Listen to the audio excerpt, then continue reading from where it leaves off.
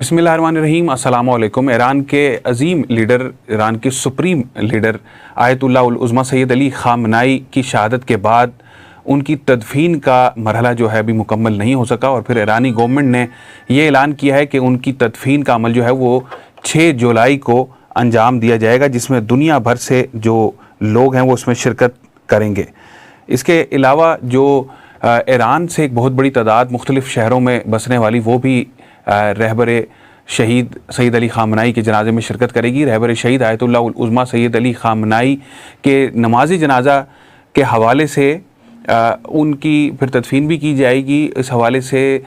جو ایران گورنمنٹ ہے، ایران گورنمنٹ نے عام تعطیل کا بھی اعلان کر دیا ہے کہ اس دن پورے ایران میں عام چھٹی دی جائے گی، اور اندازہ یہ لگایا جا رہا ہے کہ کئی لاکھوں لوگ جو ہیں، اور اندازہ میں یہ بھی بات کی جا رہی ہے کہ 1 کروڑ سے زائد لوگ اس جنازہ میں شرکت کریں گے۔ رہبر شہید آیت اللہ العظمیٰ سید علی خامنائی کو ان کے حامی اور ان کے طرفدار ایک انقلابی رہنما، مذہبی مدبر اور مزاحمتی فکر کے علمبردار کے طور پر یاد کرتے ہیں۔ ان کی زندگی کا بنیادی پیغام اسلامی اقدار، قرآن کی تعلیمات، سیرت رسول اکرم صلی اللہ علیہ وسلم اور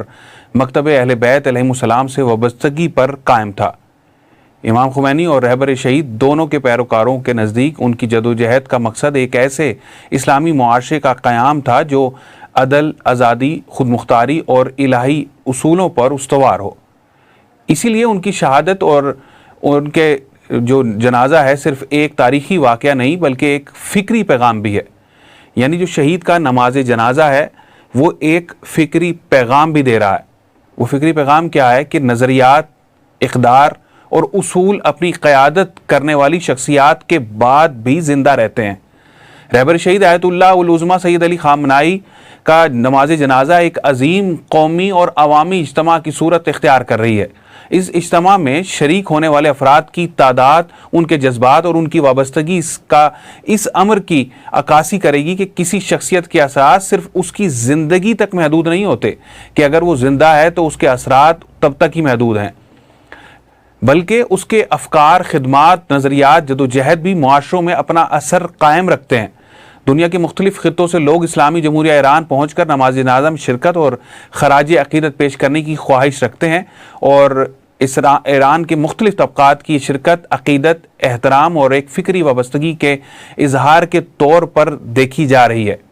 یہ اجتماع اس بات کا بھی مظہر ہوگا کہ عوام اپنے رہنماؤں کو صرف اقتدار کے زاویے سے نہیں بلکہ ان کے نظریات، خدمات اور اقدار کی بنیاد پر بھی پرکھتے ہیں۔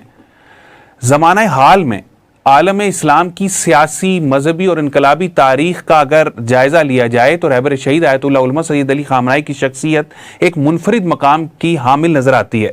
ایک طویل عرصے تک اسلامی جمہوریہ ایران کی قیادت کرنے والے رہبر شہید نے نہ صرف ایک سیاسی نظام کی رہنمائی کی بلکہ ایک ایسے فکری مکتب کی نمائندگی کی جو اسلامی اقدار، خود مختاری، مزاحمت اور قرآنی اصولوں کو اپنی بنیاد قرار دیتا ہے۔ ان کی شہادت کو ان کے حامی، ان کے حلقوں کی جانب سے موجودہ صدی کی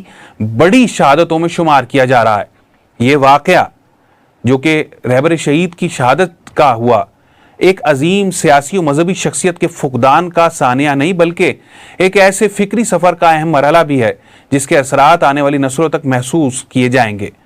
اور رہبر شہید کو ان کی شہادت کے واقعے کی خبر پہلے بھی دی گئی تھی ایجنسیز کی جانب سے بھی،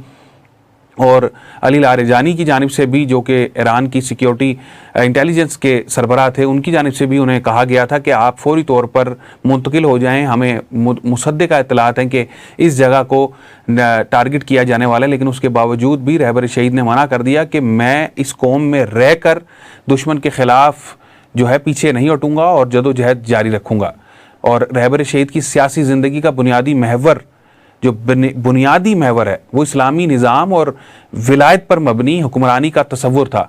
ان کا یقین تھا کہ اسلام صرف عبادات کا مجموعہ نہیں بلکہ زندگی کے تمام شعبہ کے لیے ایک مکمل ضابطۂ حیات پیش کرتا ہے، اور اسی سلسلے کی کڑی تھی کہ وہ برسر پیکار رہے اور امریکہ اور اسرائیل کی جو جنگ ہے اور امریکہ اور اسرائیل کی جانب سے ڈھائے جانے والے جو مظالم ہیں اس کے سامنے سیسا پلائی دیوار کی حیثیت سے رہے. اسرائیل کی جانب سے جو فلسطینیوں پر ظلم و ستم ڈھائے جا رہے تھے اب سے نہیں تقریباً 7 دہائیوں سے زائد عرصہ گزر گیا, تقریباً 70 سال سے زائد گزر چکے. فلسطینی جنہوں نے ان یہودیوں کو جن کو پوری دنیا میں کوئی ایک گز جگہ تک نہیں دی جا رہی تھی, پاؤں رکھنے کی جگہ نہیں دی جا رہی تھی, فلسطینیوں نے ان کو ویلکم کیا, انہیں خوش آمدید کہا, اور پھر آہستہ آہستہ آہستہ وہی یہودی فلسطینیوں پر ہی قابض ہونا شروع ہو گئے, اور قابض ہونے کے بعد ظلم و ستم شروع کر دی. اور ان کے خلاف اسرائیلیوں کی آواز بلند کرنے والی جو پہلی آواز ہے,